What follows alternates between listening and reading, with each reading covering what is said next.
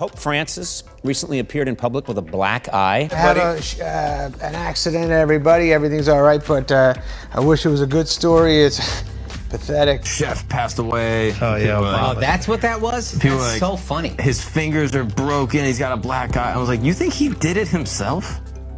Like, there's no, like, you really think Obama, guy with his own hands? How many days after your chef dies do you go golfing? Like, you can't golf that day. But tee times are so hard to get. That's what I'm saying. Yeah, but not if you're Not if you're president. the president. But like, so I'm just like, what is the amount? Like, you can't golf the day. A week lately seen leaving his $12 million Hearthstone. This appearance of Barack Obama comes in the wake of his particular cook's woeful end. What lies beneath the face is a series of unseen filmland that suggest an implicit link between Obama and a mysterious black eye ritual. Could this ritual exfoliate light on the cook's early demise? Or is there further to this story than meets the eye?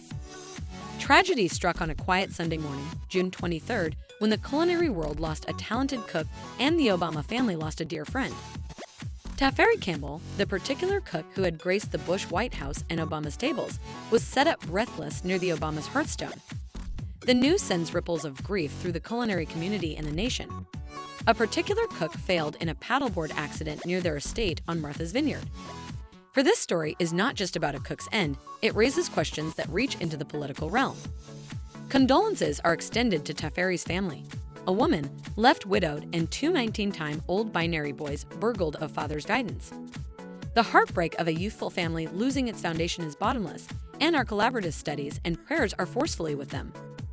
But as we claw into the details girding Tafari's early demise, a nipping curiosity emerges, especially given the political climate. Michelle Obama, a prominent figure and implicit popular designee for the 2024 presidential race, resides at the center of this narrative. With captions dominated by her possible training, the appearance of a woeful incident near her home raises eyebrows.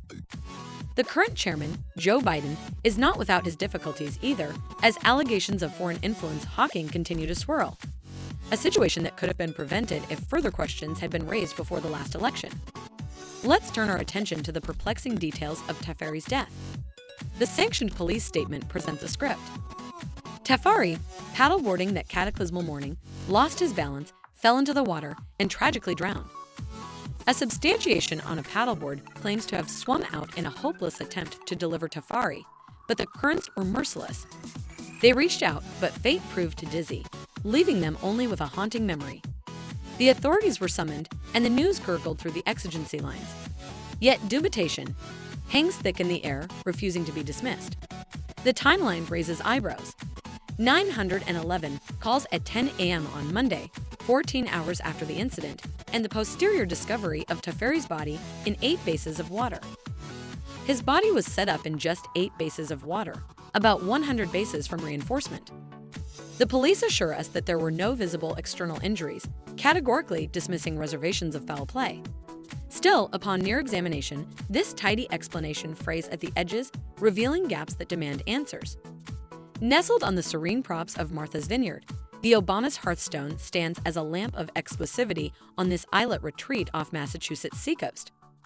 But indeed, within the islet's privileged enclave, a city that exudes an air of luxury, Edgartown, this village with its police force is where the well-to do seek retreat.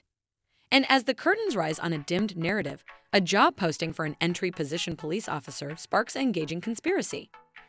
Picture this, a starting payment of a stunning $82,000 a time, trying some that hints at a more intricate web beneath the face.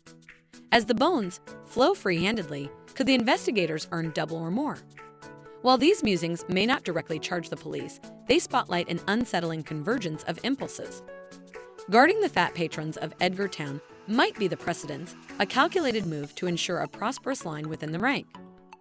This guess is not without precedent, considering once events have fueled our dubitation toward authoritative claims. Recall the ignominious death of Jeffrey Epstein, a case that sounded enveloped in mirth. The authorities declared it a self-murder, but doubts echoed far and wide. Dr. Michael Baden, a croaker who had deconstructed the necropsy, shattered the narrative with a nipping disclosure. Epstein's neck bore 3 fractured bones, an anomaly that belied a bare self-murder. Greater substantiation of homicide than self-murder. The prospect of foul play, a minatory end orchestrated by other hands, surfaced as a haunting possibility. Amidst this background, the enigmatic demise of Taferi Campbell thrusts forth mystifications that supplicate scrutiny.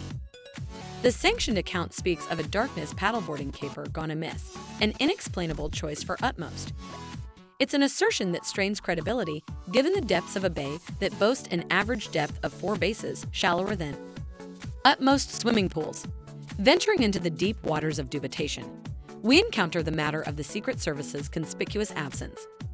With their duty to guard the Obamas, the void raises questions about their involvement or lack thereof. But let's dive deeper. The nipping discovery of Taferi's body in purportedly 8 bases of water sounds like an odd air in the symphony of inconsistency.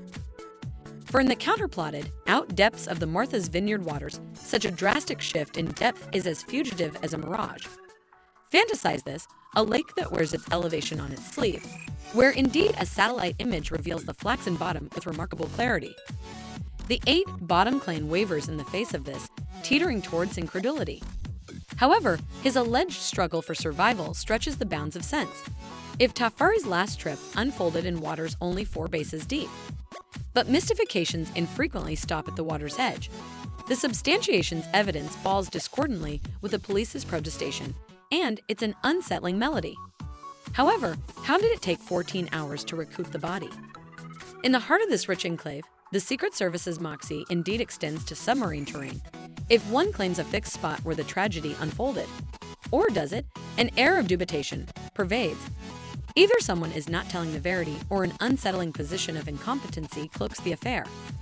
As the narrative unfurls, the toxicology report emerges as an unanticipated player in this lurid symphony.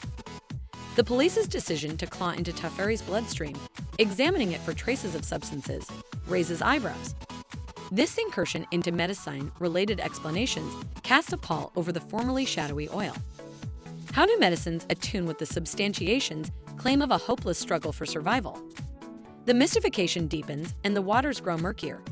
Stepping back, the pieces coalesce into a picture pigmented with query. This is not simply about an unfortunate accident. It's about narratives that refuse to align, questions that demand answers. In the grand shade of curious incidents, one thread remains unspooled. Why did the Obamas mislead about their position during this incident, knowing that ever I wanted to make sure that my woman? In the realm of bewildering twists and shadowy narratives, the Obamas' putatively serene Martha's Vineyard residence is cast under dubitation. As a possible tale of murder and dishonesty unfurls, the fabric of their assertions begins to unravel, revealing an intricate shade of disagreement that defy easy explanation. At the heart of this maze lies a web of disagreeing statements. The Obamas originally told a tale of absence, denying their presence at the time of the incident. But as the script of their whereabouts shifted, it unveiled a strange verity. The Obamas were on the islet, not at their hearthstone. An unsettling mystification begins. Were they on the waters themselves, paddleboarding under the moonlight? Adding a farther twist, the line of the 911 call twists and turns like a swash of contradictions. Originally traced back to Obama's haven, the call's origins shifted in a confounding turn of events to a distant boat ramp 2 long hauls down.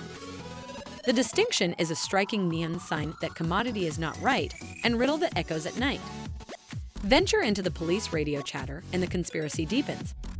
Officers' voices dance across the airwaves, agitating a possible drowning, but the position, like a cryptic mystery, remains conspicuously neglected. While every other entry in the exertion log bears a description, this one stands bare. An elision that amplifies the air of conspiracy. A striking question emerges like a lamp. Who was the alternate paddle lessee? The identity of this existent in the 911 frequenter remains veiled in secretiveness. A cloak that the police are unintentional to lift, citing an ongoing disquisition. But the logical problem arises. However, also why the secretiveness?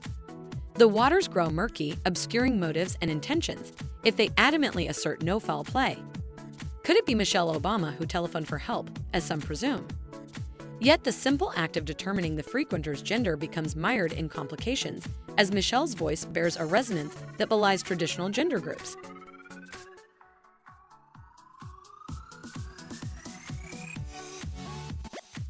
The mystification pieces begin to shift, and the disquisition morphs into a trip through a hall of glasses. And also, there are the tapes, the inexplainable doodads on Barack Obama's hands, where they a bare accessory as fact checkers might suggest or commodity further.